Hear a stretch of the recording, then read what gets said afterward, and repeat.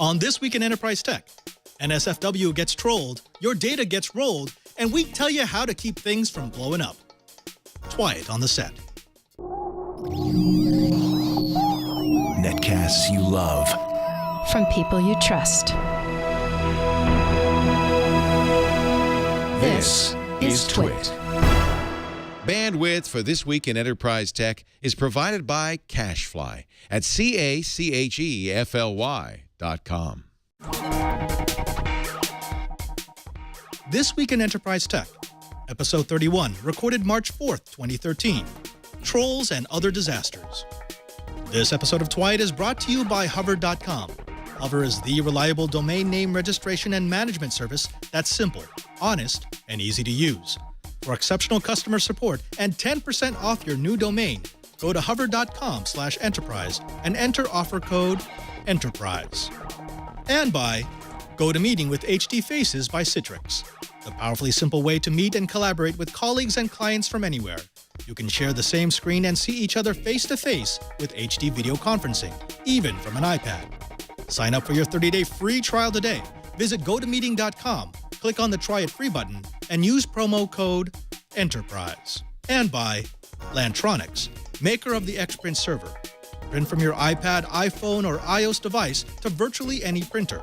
For more information, visit xprintserver.com/twit and enter the coupon code TWIT to receive free shipping on your order.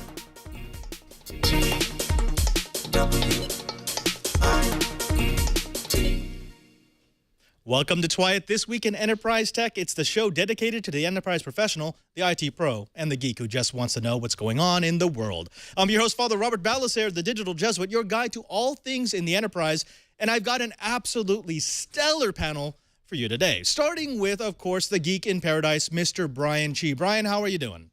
I'm doing great. In fact, I just got shanghaied into helping to plan a mini maker fair in Honolulu. Mini Maker Fair in Honolulu. There's nothing in that sentence that doesn't make me absolutely excited.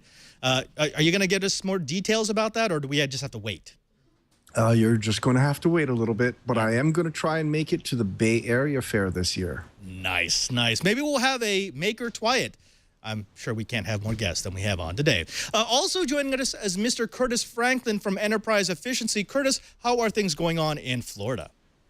Florida is wonderful, if a little bit cool today, but hey, it's a great day to be inside and talking to everyone on Twiet. Yes, absolutely. And, you know, speaking of everyone on Twiet, we've got some special guests. Now, if you've been watching the Twit Network, you probably know them. You love them. You've seen them, and they're hilarious, but you may not know that they have also got an incredible acumen for the business world. I'm standing next to Mr. Brian Brushwood and Justin Robert Young. Gentlemen, introduce yourself. Dude, I thought you were saying we had acumen, and I was like, well, clearly that's not us. While I was a teenager, I was on acumen to clear up my acne, and it worked really well. It's good.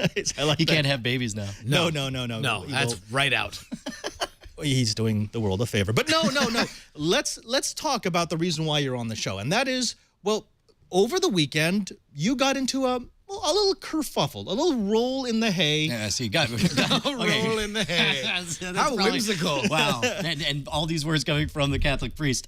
You can't call it a kerfuffle because it's a one-sided affair. We came in a day early. I was in the Bay Area to attend a wedding, and just Robert Young and I were recording Night Attack 2.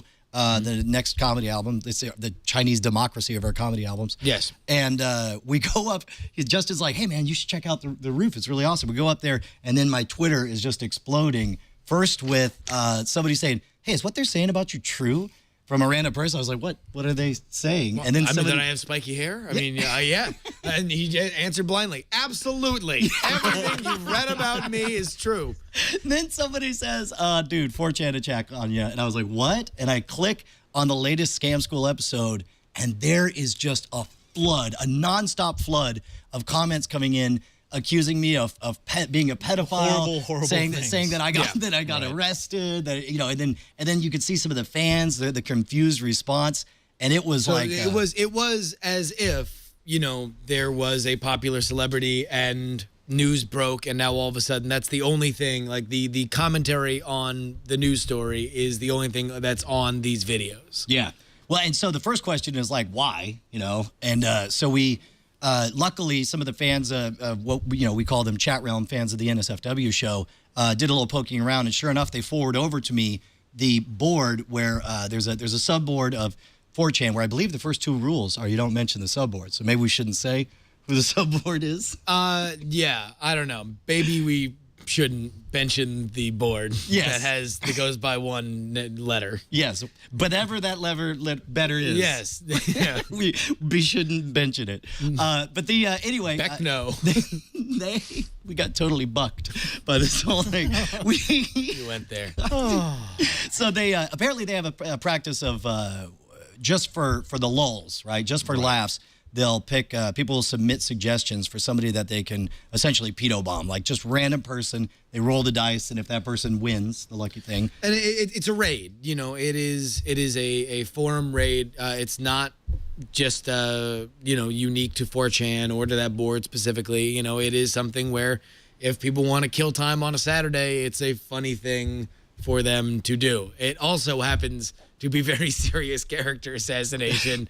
As Midel says, collateral damage, bro. Yeah, sorry. If it goes, a certain way, and we tried to handle it as best we could, but I think the biggest lesson for anybody on an enterprise side who's dealing with this is just understanding what it is, where it's coming from, and if you react to it in the way that it is appropriate to you and your audience, just don't mistake it to be anything else, right?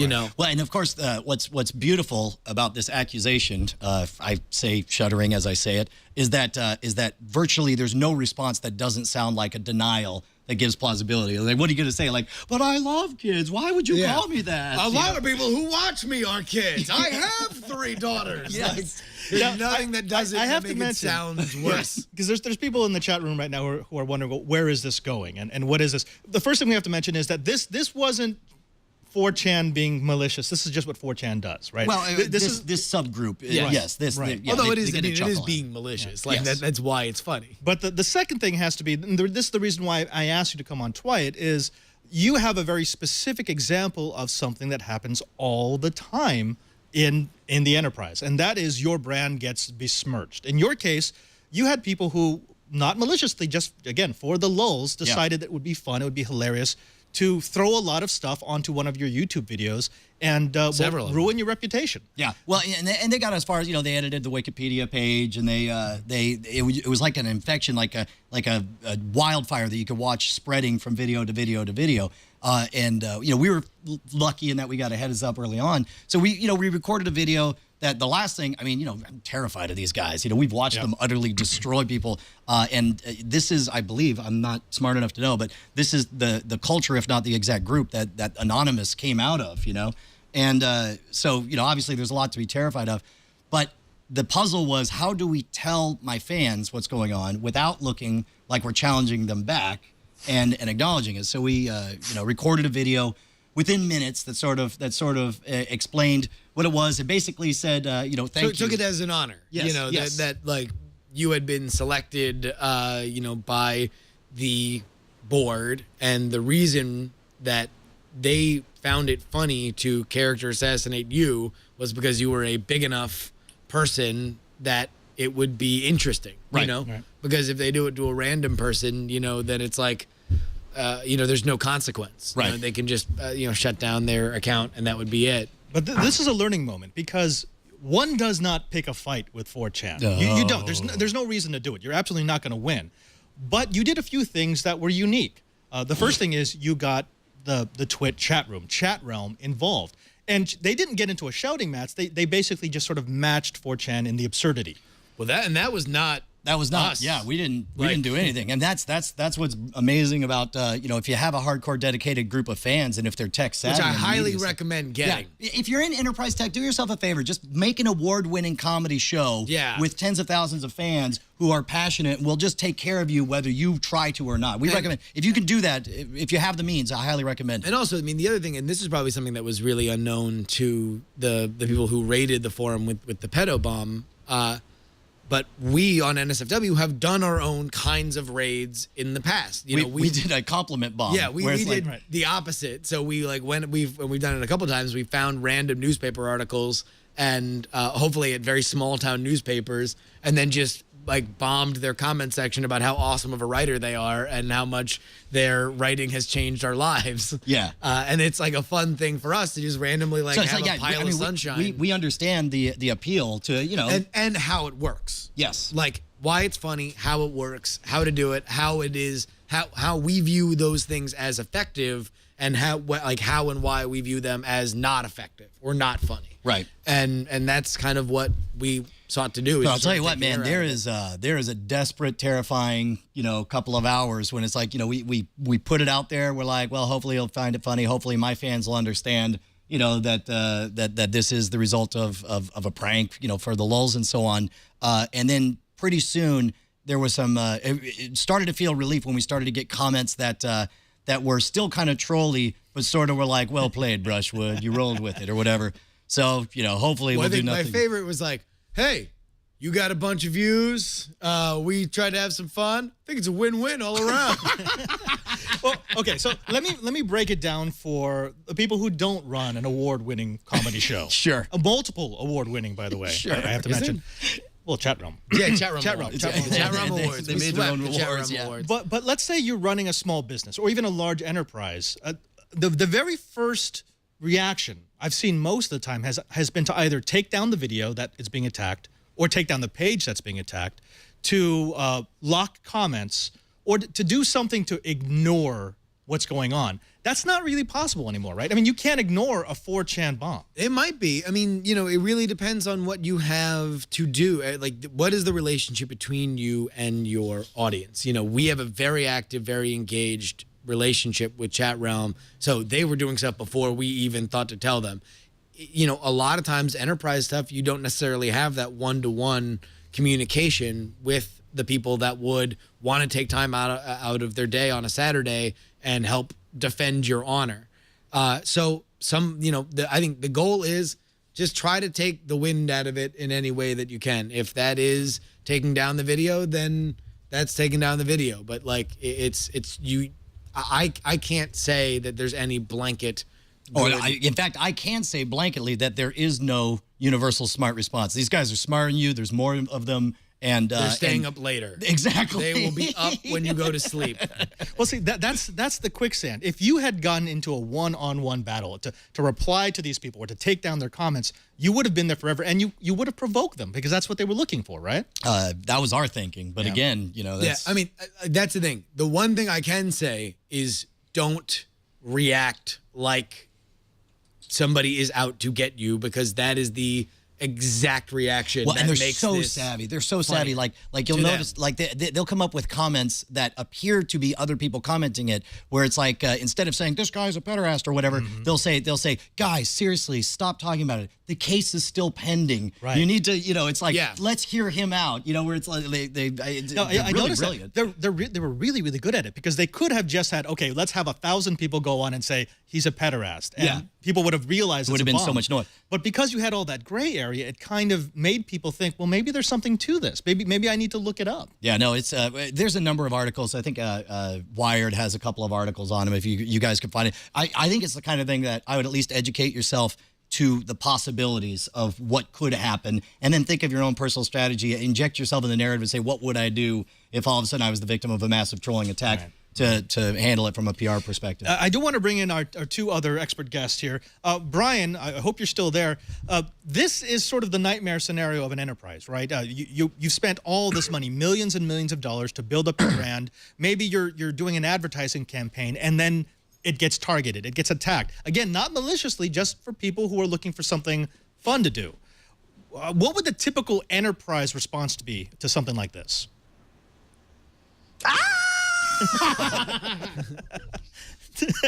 Curtis, would you like to add to that? Well, it's interesting because we've seen a couple of things. One is, I think that our guests have an absolutely brilliant and proper approach, and that is to positively manage your reputation rather than simply trying to ignore it. The problem, as they point out, is that they have a unique set of skills that let them do this. Most enterprises don't.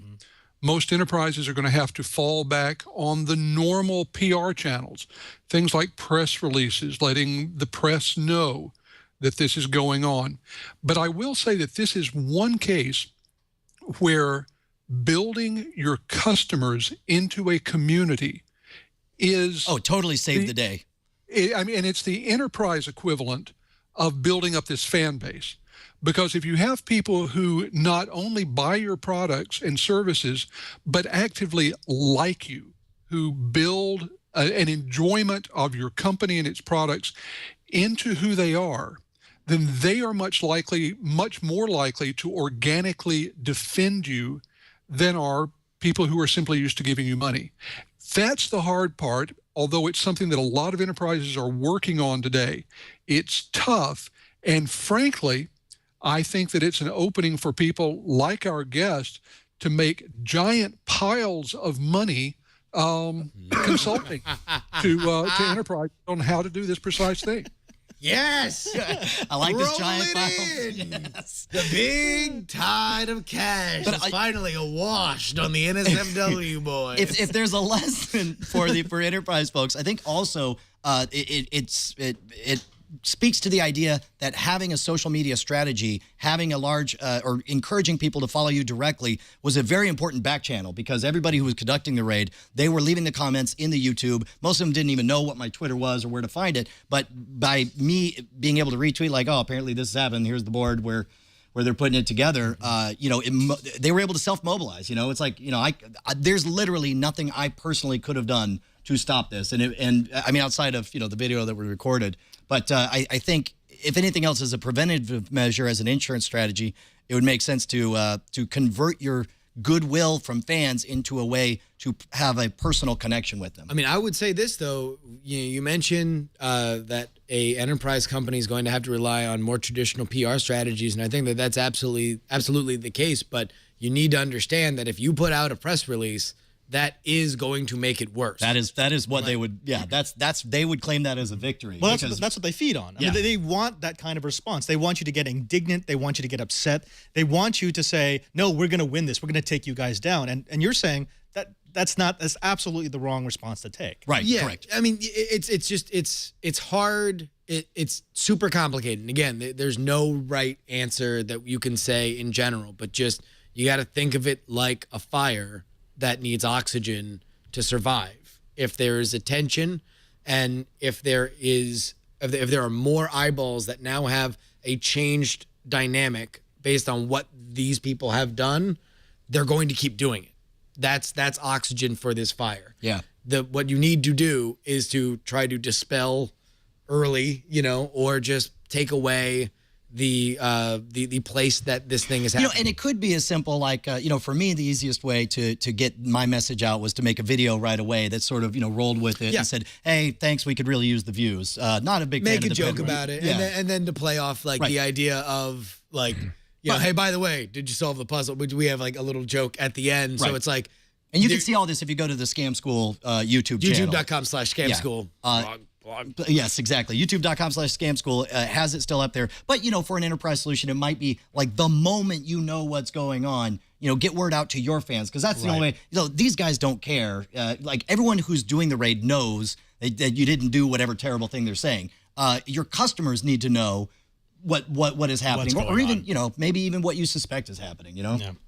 Well, I think what we've learned is that you can't win against the trolls, but you can give them what they want, give them a couple of lulls, and then get them to move on. That's basically you what can't we're get looking them for. to move on. You could sit there and quietly weep while you hope they move on. Move on. Well, and there's at the end of the day, the good news is you're not that interesting.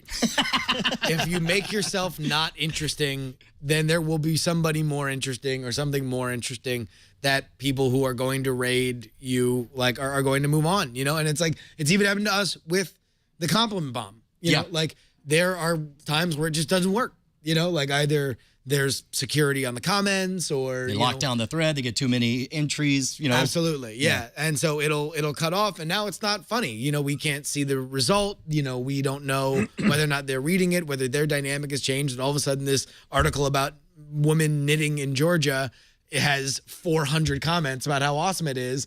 We don't know whether that worked. And so therefore, we just move on. Yeah.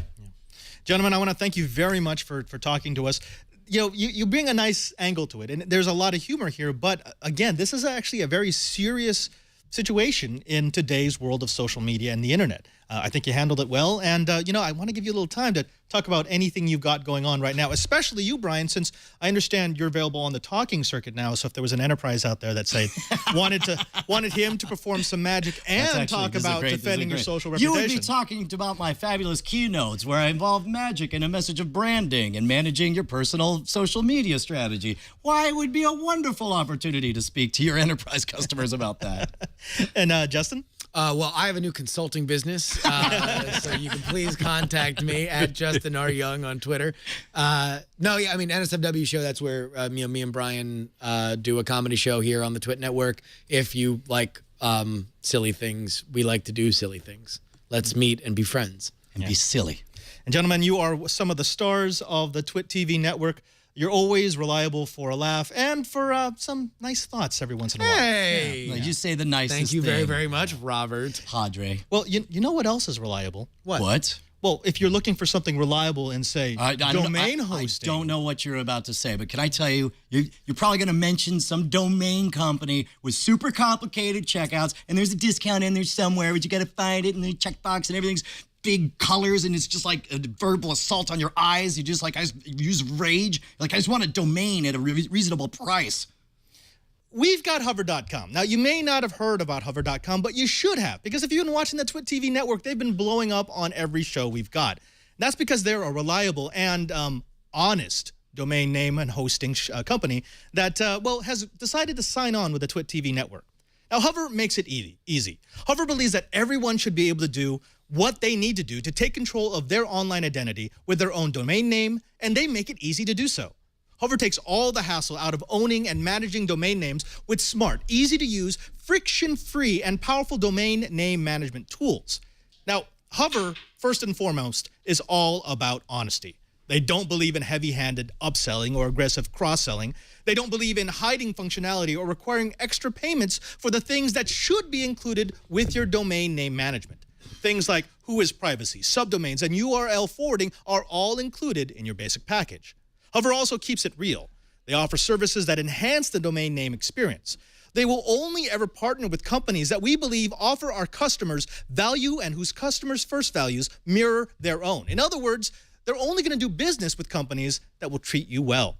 Hover Email makes it easy and affordable to create memorable email addresses and eschew the impersonal free webmail email address. There's nothing more irritating than trying to respond to someone at their Gmail address when they really should be responding to, their own domain. Hover also offers you choices. They've got 23 top-level domains like .com, .net, .org, as well as TV, Pro, Mobi, and Biz. There are also many addresses that are not available these days, but Hover offers you .net addresses that you want. Now, Hover is here for the long haul. They are actually part of Tucows, a company that has been around since 1994 and that is one of the largest domain name registrars in the world. So here's what I'd like you to do. For Twyat, for NSFW, visit Hover today at hover.com/enterprise. To register your domain name, use our offer code ENTERPRISE and get 10% off. That's right. That's hover.com/enterprise and the offer code ENTERPRISE. We thank Hover for their support of This Week in Enterprise Tech. Now, we're not just about social media and the enterprise. We've got a super special treat for you in talking about storage options. But first, I want to introduce our two new guests. The first being, a regular of Twyat, Mr. Alan Malventano. Alan, how are things going down in the South? They're trying to warm up. They're trying to warm up. You are a member of PC Perspective. You've been on Twyat before, and your specialty is storage. What have you been working on recently? The latest review we just put up today actually was of, believe it or not, someone who might be coming up as a guest here in a couple minutes. The ioSafe N2, which actually, do you have one sitting there? I do, but hold that thought because I do want to bring in our second guest, and that is the CEO of ioSafe, quite possibly one of the coolest, smoothest CEOs I've ever met, Mr. Rob Moore. Rob, thank you very much for coming on. Hey, thanks for having me. It's a pleasure and a great show so far. Thank you. Now, I will notice that there's normally 2 B's in your name, but we'll get that fixed in a bit. I do want to go on to a little discussion about SANs versus NASs. This has been an occasional topic on Twight. We've never really gone in depth on it. And I wanted to have a short discussion about the difference between a network-attached storage device and a SAN. Now, Cheebert, you've dealt with both systems. What would you say is the biggest difference between a SAN user and a NAS user? Probably latency. Most of the SANs are using some sort of synchronous technology like fiber channel, iSCSI, InfiniBand, and something like that. SAN tends to be something that can be mounted using, say, like a Mac or a PC without having to have any special hard disk drivers. One of the other things, too, is a storage area network typically can only be on one network, one subnet. Whereas a NAS, because it's using something like Microsoft SMB or something like that, you can actually mount that over your wide area network. Right. Curtis, when we've talked about NASs in the past, let's say 10 years back, typically they were less expensive units. They were slightly or greatly lower in performance, and they usually used some sort of file-based network. They didn't have any sort of direct connect. There was no fiber channel that would give you a super high bandwidth path between the storage device and the computer. But in the last few years, we've really seen that change, right? What developments have we seen in the NAS world that have, sort of equaled the playing ground with the lower-end SANs?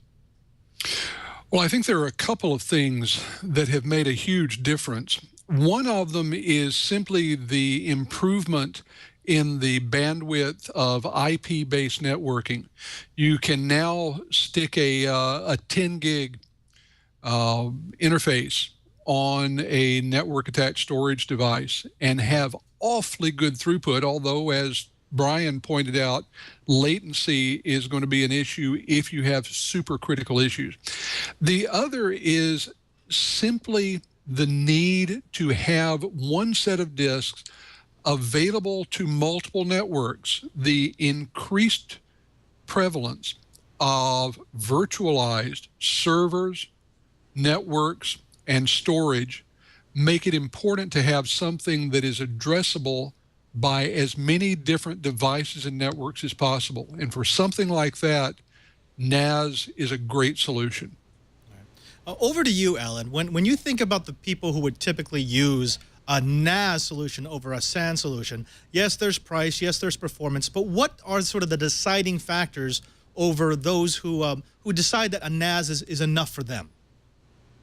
It generally tends to just be the application and the size, or just how many users you're going to have. So you'll find network-attached storage will just be more generally for smaller devices, smaller amounts of capacity, smaller numbers of users attached to it. Where you get into the SAN stuff is where it's huge, or generally medium to large enterprise sort of applications. Right.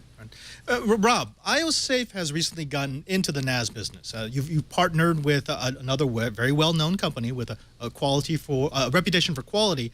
What would you say was sort of the reason why ioSafe got into NASs, and what was the way that you designed your NAS to fit the needs of the people who you thought would need a product like the N2? Sure. Well, the NAS market is an interesting market for us just because, as you know, we deal with disaster recovery and protecting data. And as soon as you start to have multiple drives rated together, it becomes harder both to move the data off-site as well as move the data through your WAN connection. So we see it as a big opportunity for ioSafe to really add some protection where protection is needed to vulnerable data. Right. Now, Alan, I want to go straight into this because you just did a write-up of the ioSafe N2. And if Jason switches over to my product camera, you'll actually see we've got one in the studio. Now, this has some of the characteristics of an ioSafe product. And the first is this white substance that you see is actually, it's their patented ceramic, which embeds water so that in the event of a fire, it actually vaporizes, it protects the product, keeps the temperature down. It also creates a positive pressure as the steam vents, which keeps smoke out of the electronics. but it's basically a NAS box that has been armored. What did you find when you tore down the N2? I was very impressed with the build quality, actually. We have a, I don't know if you call it a bad habit or a good habit or whatnot, but usually anything that I review, I tend to tear it all the way down, whatever it may be. So I figured, what the heck, might as well take this one all the way apart too. So the first half of getting it apart is just to get the drives out, right? Because you can buy this unit as just a bare bones unit without hard drives. So basically you just bring your own drives. And what's really interesting about it is that in addition to all the fireproof and the waterproof and everything else you have going for it, you can actually get to the drives, right? Because the original, the ioSafe that we reviewed last year, the drive has to be protected and water protective like a sleeve. And, it's not really something you'd expect just someone to buy this thing and just your typical person just throw a hard drive into or change a hard drive out. This one you can, right? And it's actually really, really easy. I think it was like 5 screws total to get both drives out. Actually, Padre, you've got the door off, so that was the first 2 screws, right? And then there's 1 screw on the water protective lid right in the middle there. And then behind that, there's just 2 other screws, 1 for each drive. So really, really easy to get into. I think I even said in my review that I've seen hot swap like enclosures that were more difficult to get the drive out of than this. Right. Now, one of the interesting design elements of this, and I want to throw this over to Rob, is when we've seen NASs in the past, it's typically been, well, you've got a great hot swap capability. I'm going to look specifically at, let's say, the Ready NAS series from Netgear. You want to be able to pull the drives out, plug in a new one immediately, and get going. That's not really the case with the N2. I mean, because it's locked behind, let's call it what it is, a layer of armor, yes, you can get to it, but it takes some getting used to. What kind of data did you have that said customers are willing to trade off a little bit of ease of hot swapability for some added protection? Yeah, well, people are constantly thinking about their data, and they're worried about their data. They don't want to lose it no matter what. So I think the couple minutes to swap a hard drive in and out, it's a small price to pay if you're talking about your server's database or family pictures. And the frequency of hard drive failure is relatively low compared to, I think, how much work it takes to get a drive in and out. So it was something that we had to consider, and we added screws, not these levers. We didn't want anything to pop open if the thing fell off the shelf in a burning building. So, all the screws are steel, all the outer casing is steel, and it's just the right way to do it. That's a whole different way of looking at products, and that is, well, you're not just designing it to say, well, how does it look, how does it feel, how much does it weigh, what's the performance like? You're actually saying, well, when a half-a-ton steel beam drops on top of this thing, what's going to happen? Or when it's cooked to 1,500 degrees for 20 minutes, what's going to break? It's a whole new way of looking at the design of enterprise-class hardware, is it not? Yeah, I mean, the hard drive in itself is vulnerable, and I think that you see lots of very big businesses out there today either helping move hard drives off-site or streaming data online, and it's really to guard against this vulnerability. And ioSafe likes to ask the question, well, what if the hard drive wasn't vulnerable? What if it never went away? And we work very hard to try and make that a reality. Obviously, everything has its pluses and minuses, but that's the way we think. We just think about the hard drive like it's a little vulnerable island of data that we need to fortify. Yeah, I like that. What if the hard drive weren't vulnerable? Chibert, let me throw that over to you. If you could reasonably assume that your storage device is going to survive, what does that change about what you need to do for data integrity in the enterprise? It actually saves you a ton of money. I've actually worked with a bunch of architectural firms, and we all know that intellectual property for an architect is everything. And so I've actually been going in, working with people, even on big enterprise class servers, even on small servers. We've actually been putting in ioSafe drives off those just so we can have an on-site storage that could potentially survive a building burning down. And architects are not wild about taking something as valuable as the electronic model of a building and putting that out God knows where. It makes them nervous. So having the ioSafe has been a pretty big deal for a lot of architects here in Honolulu.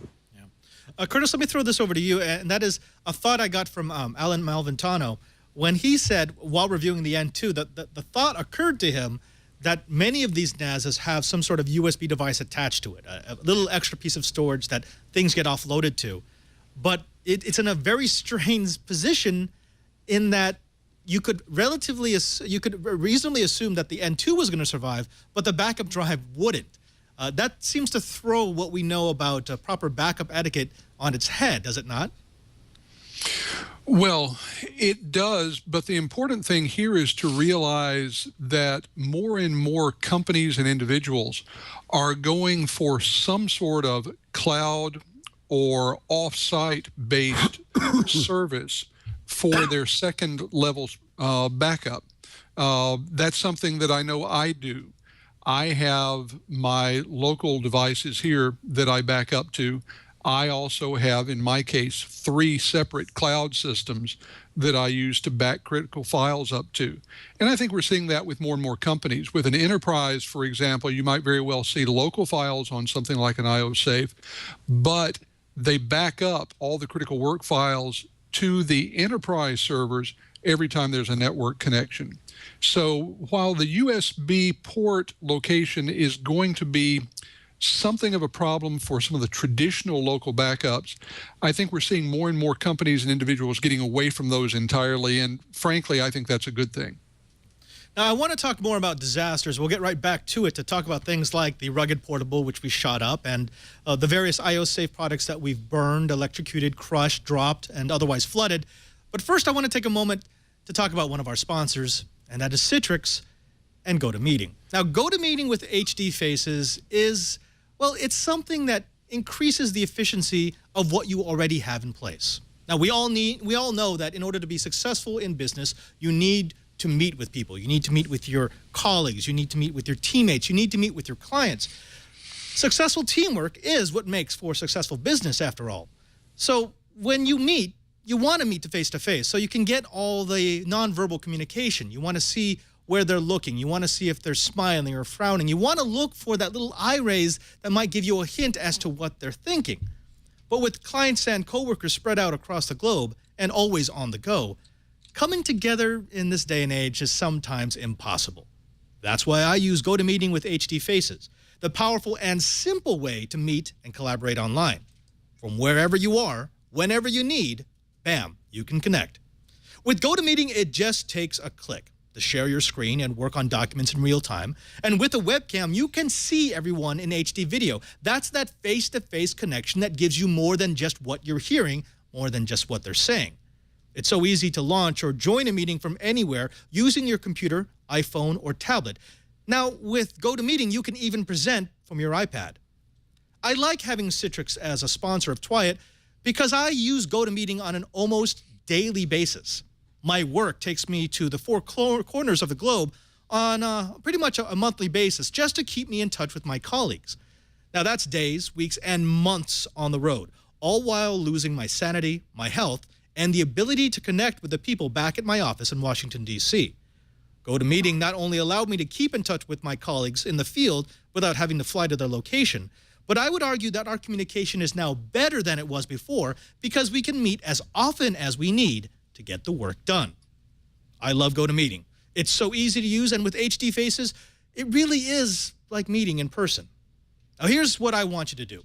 I want you to have the same experience of GoToMeeting that I had.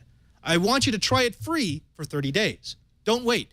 For this special offer, visit GoToMeeting.com, click the Try It Free button, and use the promo code ENTERPRISE. Be sure to use the promo code ENTERPRISE. GoToMeeting, meeting is believing, and we thank Citrix for their support of This Week in Enterprise Tech. Now let's get to the main event, the reason why we're all gathered here, and that is enterprise destruction. That's right. We're going to be talking about how we should be structuring our networks, how we should be thinking about our data in order to make it survive the next disaster. Rob, because you're the CEO of ioSafe and because you are the acknowledged master of the disaster demo, I want to start with you. I have seen you put some of your gear through absolute nightmare scenarios in the last couple of years. I think for the last 4 years or so, 5 years, you've been the absolute best demo at CES because you've actually shown people what your gear can survive. We've seen it get shot. We've seen it get dropped from a great height. We've seen it get crushed by a tractor. We've seen it get burned and thrown in a pool and shot at and electrified.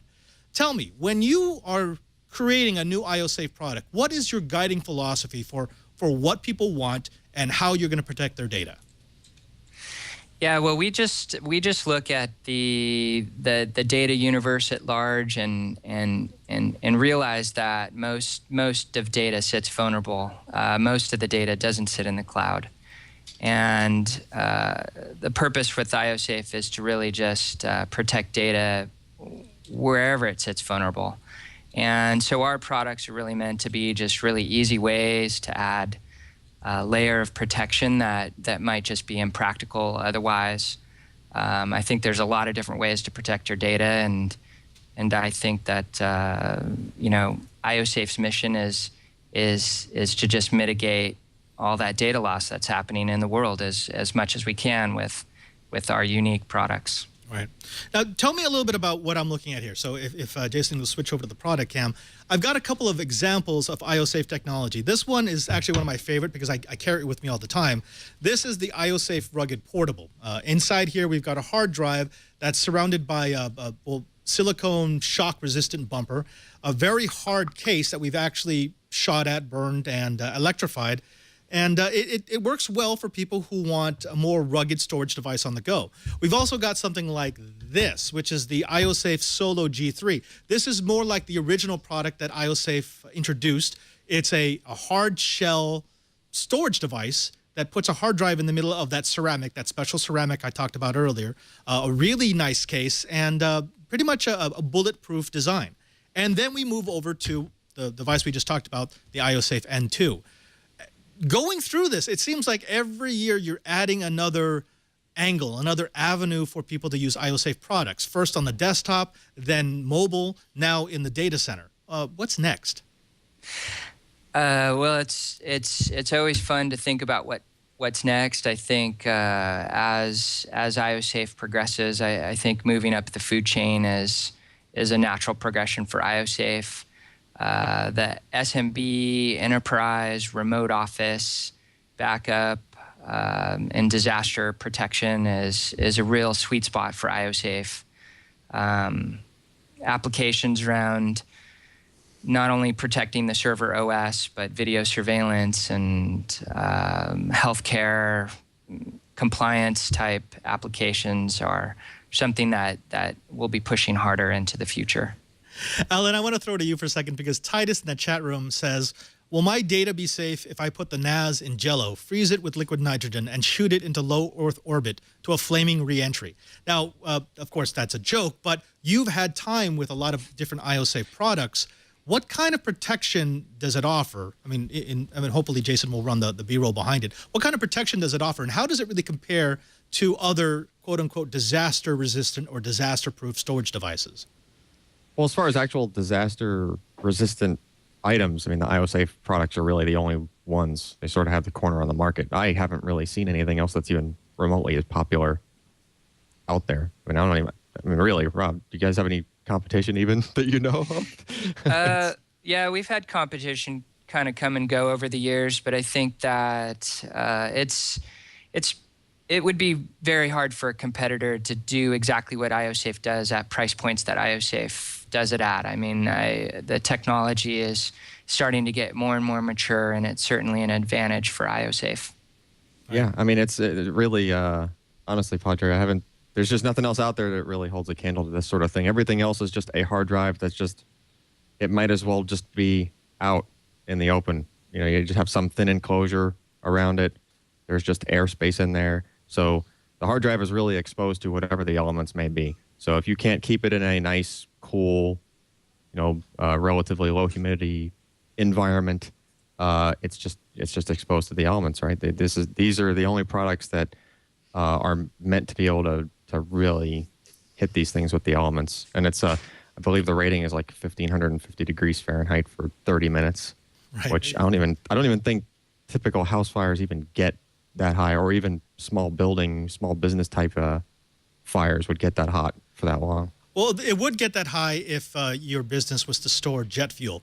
Cheebert, let me throw this over to you. So, you know, we're seeing a lot of the destruction on the video feed. I'm sorry for the audio listeners, but download the video later on. In the video feed right now, you're seeing some of the things that Rob Moore himself, in his demonstrations at CES, has done to his products over the year. Can you imagine any other products that could survive even half of these tests? I've actually seen some. Oh, geez, I'm not even supposed to talk about them. There are some solutions in the military, but for the price, there's nothing, absolutely nothing I've ever seen that's even close to what Rob and the ioSafe people have done. Hey, Rob, here's your next test, dude. Here, how about that? How about a Nike missile? Yeah, we've thought about doing a Vegas demo like that, and just nobody has any missiles? Well, they just don't think it's very funny, you know. They just they don't. I guess Vegas, they don't want a big missile smoking hole in the middle of the strip. But really? Oh, bummer. Well, that's they sort don't of see the humor. That's been an issue every year. You know, every once in a while I'll get an email from some of your PR people. By the way, they're incredible. They're very, very nice, very, very knowledgeable about the product that they're repping.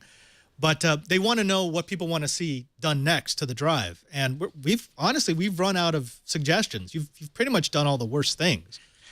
Well, I think in the early years of ioSafe, it was really important for us to get out there and just show exactly, you know, what's different about our stuff, and if we could do it in an entertaining way and have a few laughs, then I think that was great. I think now it's time for ioSafe to probably get a bit more serious and get more centered around business continuity, disaster recovery. You know, where do we really play? And I mean, that's where we're headed off into the future. Right. Curtis, when we're talking about enterprise and disaster recovery, what kind of plans would a typical enterprise, well-prepared enterprise, have for contingencies like a fire or an earthquake or losing an entire branch, losing maybe even the corporate office? What things have to be in place in order to continue doing business? Enterprise is just how long they can withstand being out of business or to be away from their applications and data. Once they decide that, then they can put together a plan that meets the needs of that gap. Now, I have seen companies do everything from saying, we can stand to be down for a few hours. These are companies that tend to have their major data backed up onto, for example, a tape. Those tapes are then moved to an offsite location every night. I've seen companies that said, we can afford no more than a 1 second gap. These are companies that replicate their entire data center in a separate, geographically distant location where things can do an automatic switchover. The key is to go through the planning stage. Know how long you can afford to be away from your customers, away from your data, away from your applications. Then build a scenario that makes that possible. Now, one of the interesting things is that through the diverse, geographically distributed workforce that so many companies have embraced, and Yahoo has notably gone away from this last week, we see the ability to perhaps take some information, keep locally with the employees on something like an ioSafe device, and continue to have them function even if the data center is offline. That plays with your disaster recovery. That plays with the gap that can occur. It complicates things in some ways, but it also makes your entire enterprise work on the model of the internet. And that is distributing everything so that in the worst case, you can reroute your queries, your data, your applications to the working nodes rather than just back to that one central location that's now offline. Rob, what are the most common scenarios that you see when you're dealing with a catastrophic data loss? What are the biggest mistakes that people make when, as Curtis is speaking about, when they plan their scenarios but maybe underplan or plan for the wrong thing? Sure. The biggest thing that we fight with is just people put their data in one spot, and they confuse the word backup. They think backup means move my data to a target, whether it's an ioSafe drive or some other single drive or even to the cloud. If your data exists in only one spot, you're not backed up and you're not redundant. And we deal with people every single day that come in tears. Oh my God, I deleted my data or I formatted my drive and that was my backup. And we have to educate them that it's not really redundant and you should keep 3 copies of your data in 2 different spots, at least on an ioSafe drive or offsite. So actually, I have something to add to that one. Go, Alan. This is the sheet of paper that comes with the ioSafe. Yes. It says RAID is not backup. Yeah. Very clearly.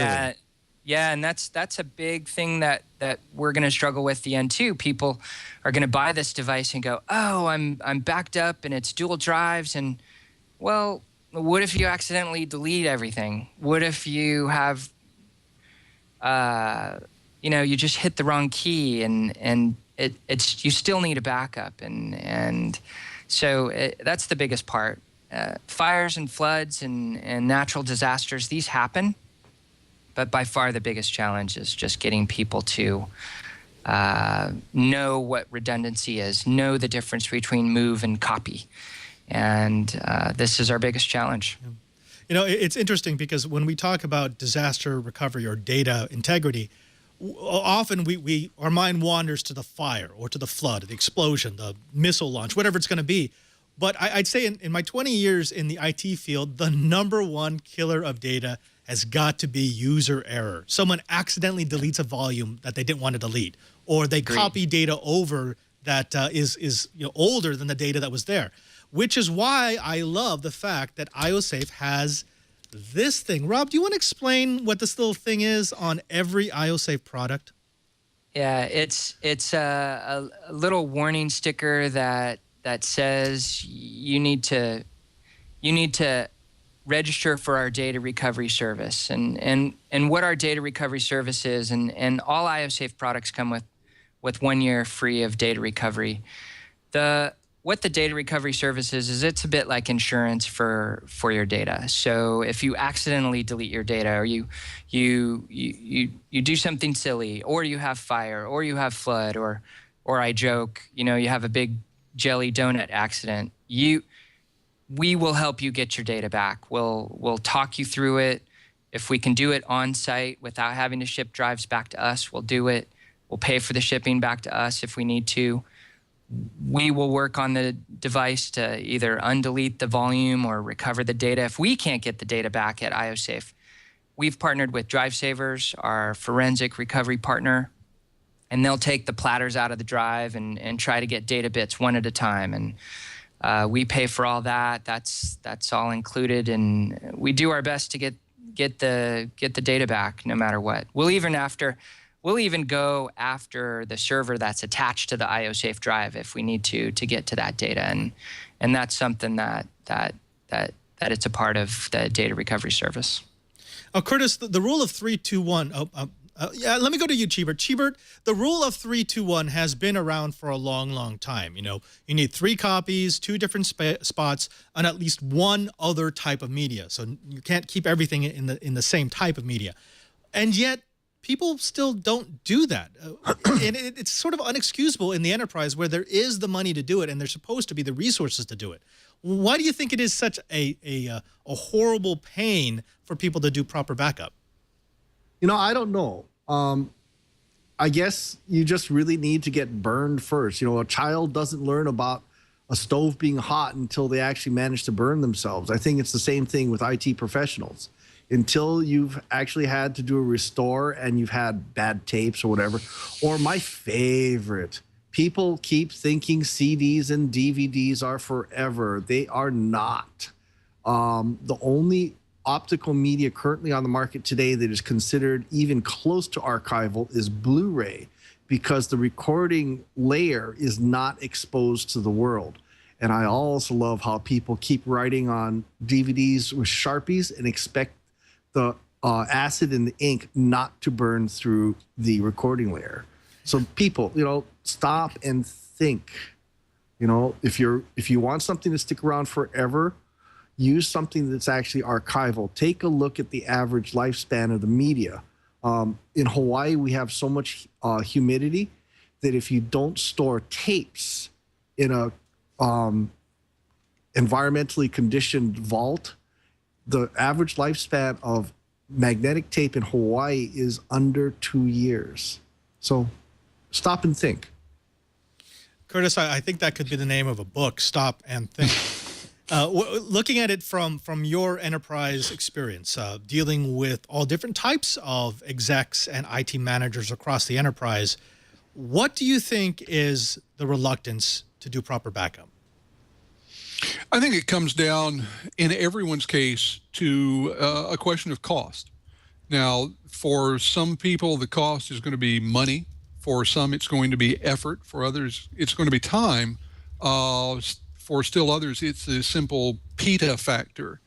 But one way or the other, they've done some sort of internal calculus and weighed the cost of doing regular backups, doing the security they know they need to do, versus the anticipated cost of a failure. And they have decided that the possibility of failure is so remote that the cost of that side is not outweighed by the cost of doing it right. And that's an absolutely valid calculation right up until the moment that something goes wrong, in which case it is wildly out of whack. So to me, it's bad math, one way or another. And as Brian says, so many companies, so many individuals, they keep not doing it until that one tragic incident occurs that changes the math for them from then on. Rob, I want to give you the last word here, and I want to give you a scenario. What would you say would be the best practices for a typical enterprise user? So I'm an exec. I'm on the road with my laptop. I've got crucial data that travels with me. I have a data center with an IT division that monitors it. I've got offsite backup. What are the things that you think I need to do to avoid the kind of disasters that you've seen with ioSafe customers? Yeah, it's a great question. I think it really comes down to the amount of data you're trying to protect. I mean, if you're trying to protect 10, 20, 30 gigabytes, it's not hard to do that over a pure cloud solution. I think when it starts to be 50, 100, 500 gigabytes, a terabyte or two, I think it starts to really break down. I think you have no choice but to use local data storage. And with the N2 in particular, what I've been using personally, I sort of at ioSafe, we eat our own dog food. What I've been doing is keeping my terabytes of data on the N2, accessing that remotely, through any device, sort of like my private personal cloud. And then using a rugged portable to do a system backup and OS backup of my laptop as well. Then just syncing to the N2 whenever I can, or syncing with my email. Using a cloud-based email is also my personal choice. So again, it's to spread the risk. Spread the risk over different devices, spread the risk over different locations. Yeah, exactly. It's don't put all your eggs in one basket. It's multiple copies, multiple locations. Just keep driving towards that.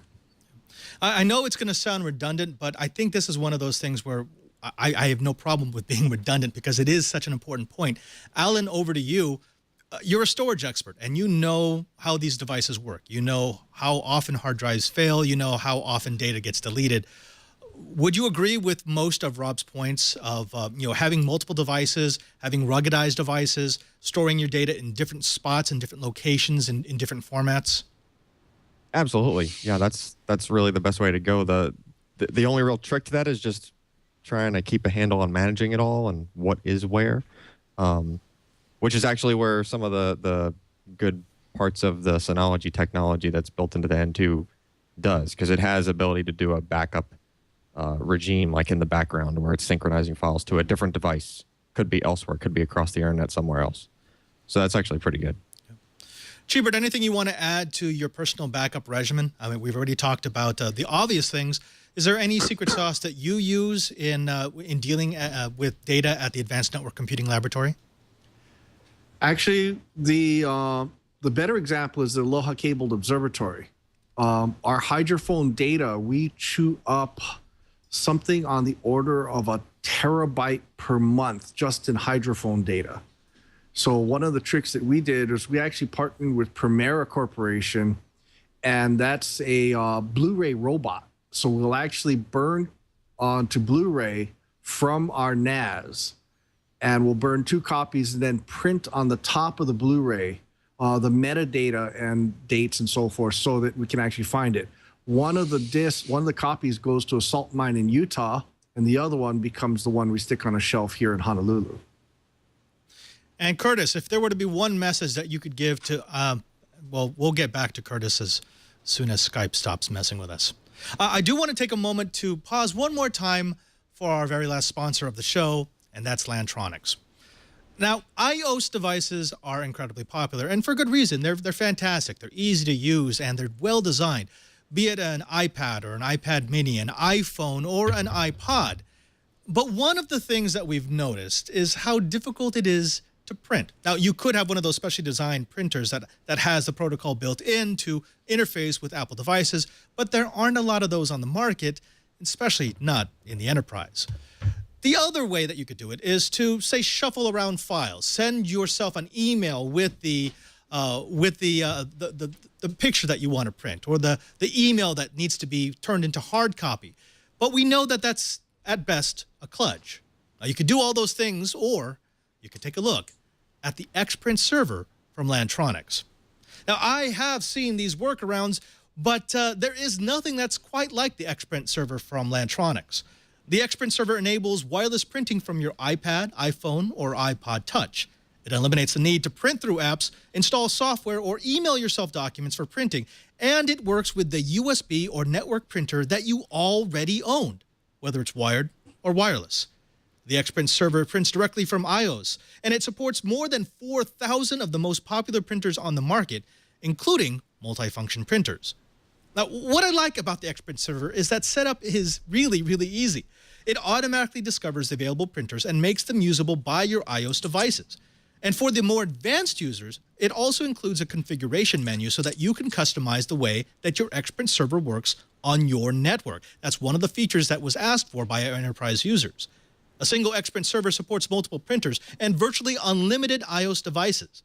The Home Edition is $99 and supports up to 8 USB and 2 network printers, while the Office Edition is $199 and supports an unlimited number of network printers and includes features like Active Directory support. Now, here's what I want you to do. I want you to visit xprintserver.com/twit for more information and to buy. And we've got a special offer. Use the coupon code TWIT to receive free shipping on your offer. Remember, visit xprintserver.com/twit and at checkout, enter the coupon code TWIT. And we thank Lantronix for their support of This Week in Enterprise Tech. Well, you've gone and done it. You've used up another perfectly good Monday afternoon listening to Twiat. I want to thank our panelists for being on the show, all of our panelists. Let's start with you, Chibert. What are the things that the Twiat audience needs to know about the Geek in Paradise? Well, the Geek in Paradise loves geeking out. And one of the things that I'm geeking out on is, here we go, that is a GPS synchronized clock that I got all the parts from the folks at Adafruit. Thank you, Lady Ada. But I bring this up because Honolulu is starting the planning process to do a mini maker fair. And who knows, maybe if it grows big enough, our friends at Make Magazine will sponsor us and it becomes a regular maker fair. But it's just in the early planning stages, and we're just trying to find out where we can actually have our maker fair. 3 words, Twyat in Honolulu. There you go. What about you, Curtis? What's going on at Enterprise Efficiency? Well, we have a good radio show tomorrow on a different aspect of storage. We're going to be looking at SSDs, and we're going to be busting some myths about solid-state storage. That happens tomorrow, 2 o'clock Eastern. We'd love to have folks join us for that. And also let people know that in a couple of weeks, I'm going to be out and about at the Enterprise Connect show in Orlando, Florida. If any of the Twyat audience is going to be there, would love to meet up with you. And as always, if you are a CIO or senior IT executive who would like to talk to me about what you're doing, would love to get in touch, please feel free to get in touch with me via the Twitter handle down below, or franklin@enterpriseefficiency.com. Absolutely. And I will also be at Enterprise Connect, so maybe we can have a Twyat from Orlando.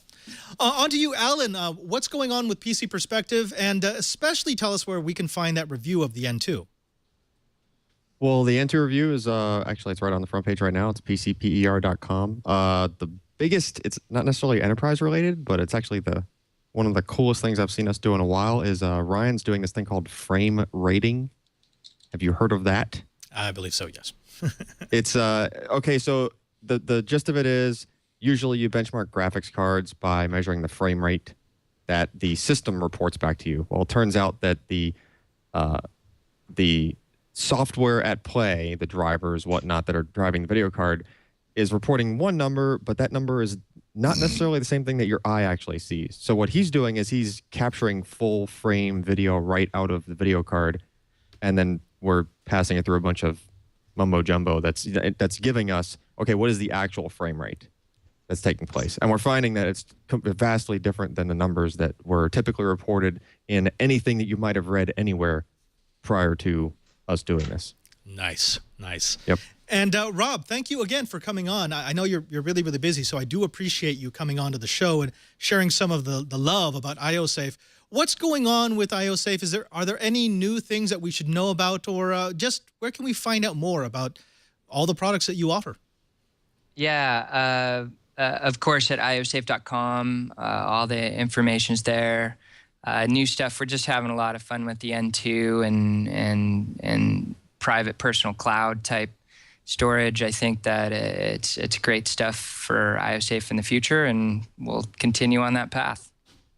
Thank you again to all of our panelists and to all the people who make this show possible, especially to our super producer, super TD, Jason Howell, who had to work overtime for this episode, my mega producer, Karsten, and, you, that's right, you, for coming to watch.